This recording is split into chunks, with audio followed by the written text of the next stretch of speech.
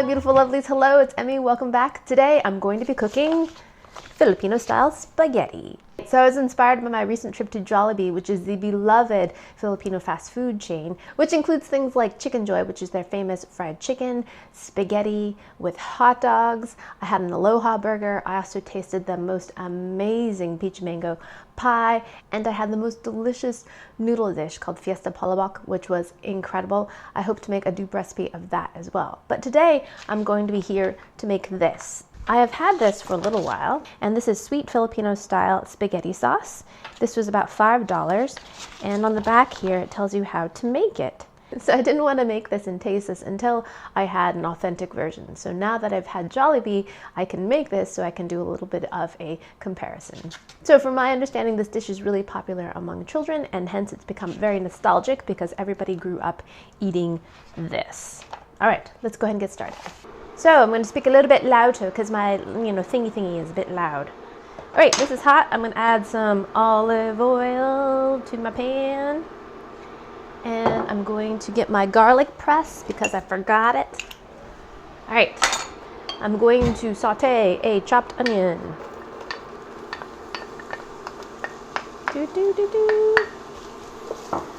One chopped onion in there. And it says to add a teaspoon of fresh garlic. Love this garlic press. This is an old Xylus garlic press.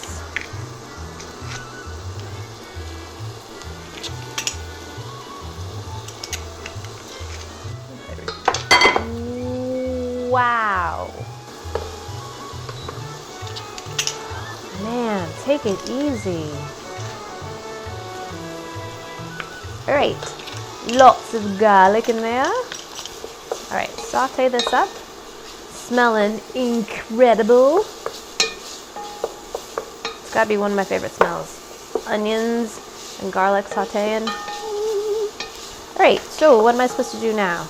Now I'm gonna add my meat. This is 250 grams, ground. You can use beef, turkey, pork. So let that kind of, cook up a little bit. So my meat is no longer pink. Now I'm going to add my hot dogs. This is 3 hot dogs that have been cut up. Stir that in. A little pinch of salt and some pepper. 1 cup of water. And boil this until the meat is completely cooked and the water has reduced. So we'll let that go for a few minutes, I guess. And I've been told that banana ketchup is often added to this. I couldn't find any banana ketchup for the life of me. I should just do a whole tasting on that because I've never had banana ketchup. So anyways, that's a whole nother segment. So otherwise I would have added a healthy dose of that to this, but unfortunately I don't have any. So we're going to have it as suggested on the UFC package. All right, we're letting this reduce, and then we're going to add 2 cups of our sauce. It smells a little bit like ketchup. Kind of smoky though. All right, let's just try it straight up. Ooh, very sweet and kind of roasted. Interesting. Definitely not as tangy as tomato sauces that we find here in the US. And it's got like a little chili flavor to it too. Tastes like there's some chili peppers in there. No heat at all, 0 heat, but it does taste roasted. Now I'm gonna add my sauce and boil this, it says, for 3 minutes.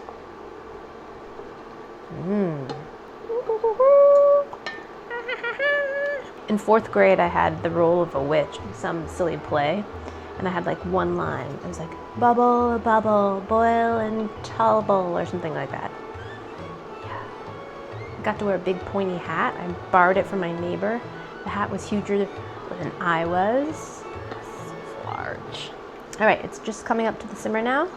I'm gonna reduce that to medium and let that go for 3 minutes. All right, so it's been several minutes. Let's take a look on our sauce. So there it is, our luscious thick sauce. By the looks of it, It's got this kind of thicker, glossy consistency, which makes me think there might be some thickeners in here, maybe some cornstarch or some sort of flour. It's very bright red in color, so I think there might be some food coloring in here as well. And it smells a little bit vinegared too. Maybe there's a little bit of vinegar in there as well. All right, so our sauce is ready. So I've got some spaghetti noodles that I've boiled up, and get my noodles, pasta noodles. Put a healthy ladle of sauce on there. Oh yes. And then I'm gonna top it with shredded cheese. Yep. That looks pretty tasty.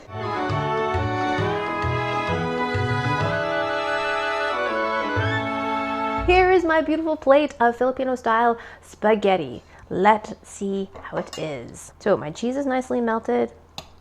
I'm going to swirl my spaghetti noodles in there. Make sure I get a piece of hot dog. Itadakimasu.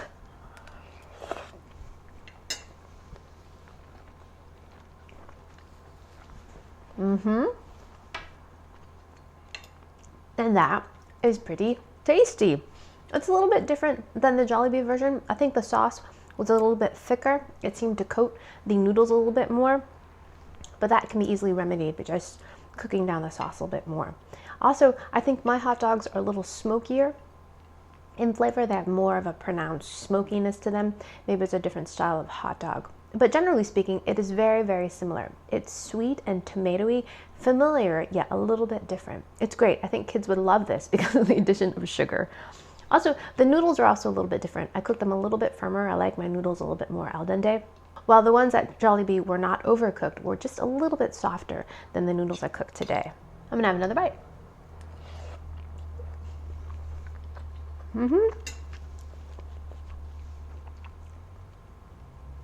And I have to say, with the addition of all those ingredients, it really does change the flavor of the sauce. When I had the sauce alone, it tasted a bit like chili powder, as I mentioned, and lots of tomato, and it was sweet. But somehow, with the onion and garlic and the meat in there, it tastes actually sweeter.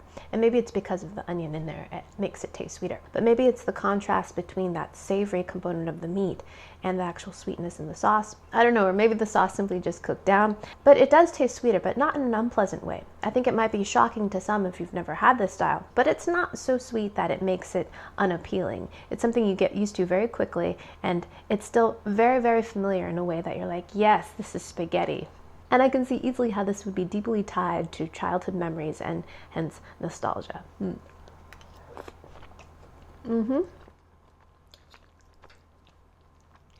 It's actually really good.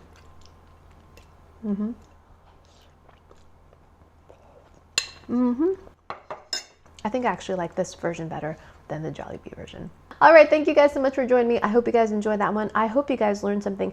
I'm also planning on doing a Fiesta Polabok dupe recipe as well because I love that one so much. Let me know in the comments if you have a recipe or if you have websites or references that I should take a look at. I would love to make one that is very similar to the Jollibee one because that was so delicious, and Jollibee is so very much, you know, in New Jersey, like 3 hours away. So please share this video with your friends. Follow me on social media so you can see what videos are coming up next. And I shall see you in my next one. Toodaloo, take care, bye!